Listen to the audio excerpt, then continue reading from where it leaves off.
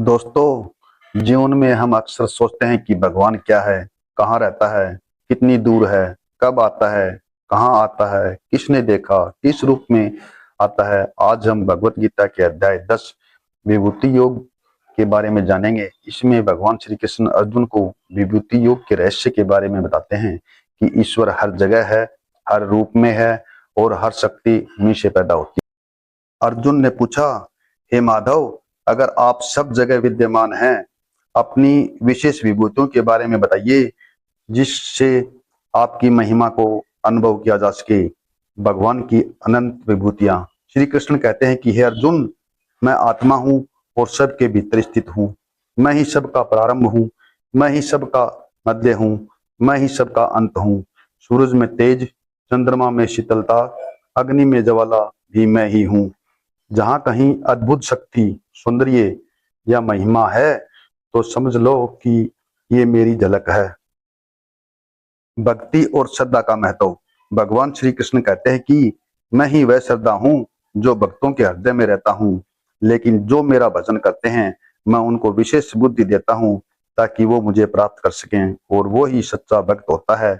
वो कभी अकेला नहीं होता, मैं स्वयं उसके साथ रहता हूँ, उसका मार्गदर्शन करता हूँ। भगवान की विशेष विभूतियां।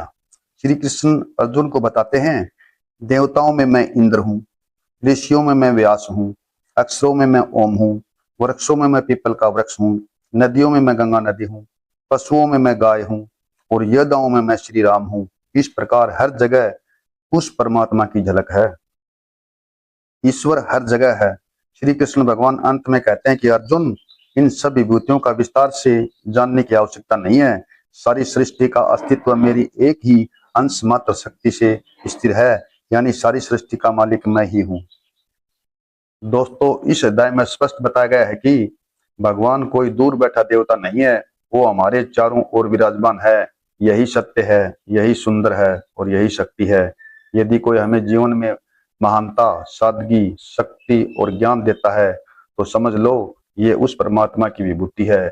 और अगर हम श्रद्धा, भक्ति और प्रेम से उसका स्मरण करते हैं तो परमात्मा हमारी सभी राहें आसान कर देता है। तो आइए हम जीवन की हर शक्ति और सुंदरता को ईश्वर की झलक मानकर भक्ति और कृतज्ञता से अपना जीवन जिए। याद रखिए, भगवान हर जगह है, पर हमारा देखने का अंदाज अलग है। बस हमें श्रद्धा की निगाहों से पहचानने की आवश्यकता है। जय श्री कृष्ण।